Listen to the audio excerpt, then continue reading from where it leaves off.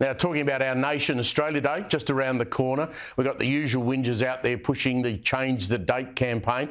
One man who's going to be out celebrating is Indigenous academic Anthony Dillon. He joins me from Sydney.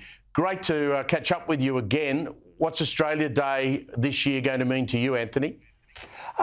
It'll mean the same as it has in other years, that primarily Australia's a great country. It's a chance for me to catch up with friends and family and just have a good, relaxing time. But most of all, appreciating what a great country we live in.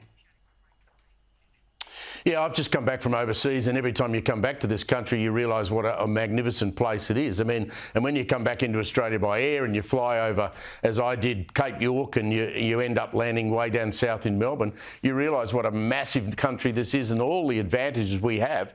It just makes me sick and tired every time the year leading up to the 26th, where we have to have this ongoing argument about whether it's the right day, the wrong day. I mean, seriously, can't we just say Australia's a great place and be happy about it?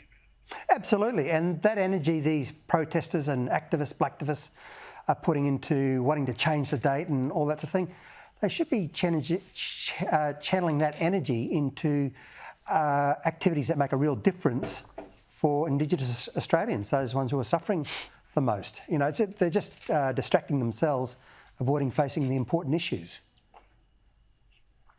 And they're not going to do themselves their cause any good this 26th of January, Anthony, because as we've seen, Lydia Thorpe and others like her intend to try and join up, for some reason, the Palestinian dispute in Gaza with the Australian argument about Australia Day and Indigenous rights. I mean, that is just crazy stuff.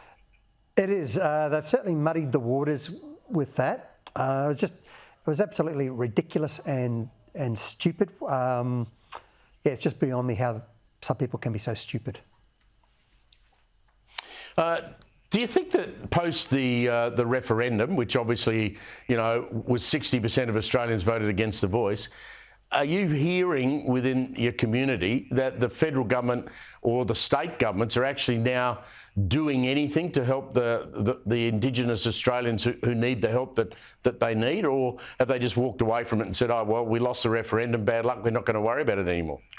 Oh, look, I'm sure there's activities that are happening all the time, and, we don't always see the activity or see the results of it. But what the opposition in particular do need to be visible, given that the voice was so very, very visible. I mean, you couldn't miss it. So they do need to, and they did this a couple of weeks ago, telling us about the plan to enable private home ownership in Indigenous communities. So that was a step in the right direction. So they do need to be more visible, telling Australians what they are doing. And that will give people hope. Yeah, I think that's right. Anthony Dillon, always good to catch up with you, mate. Thank you very much for that. Anthony Dillon, thanks for your time. You have a great Australia Day on the 26th of January.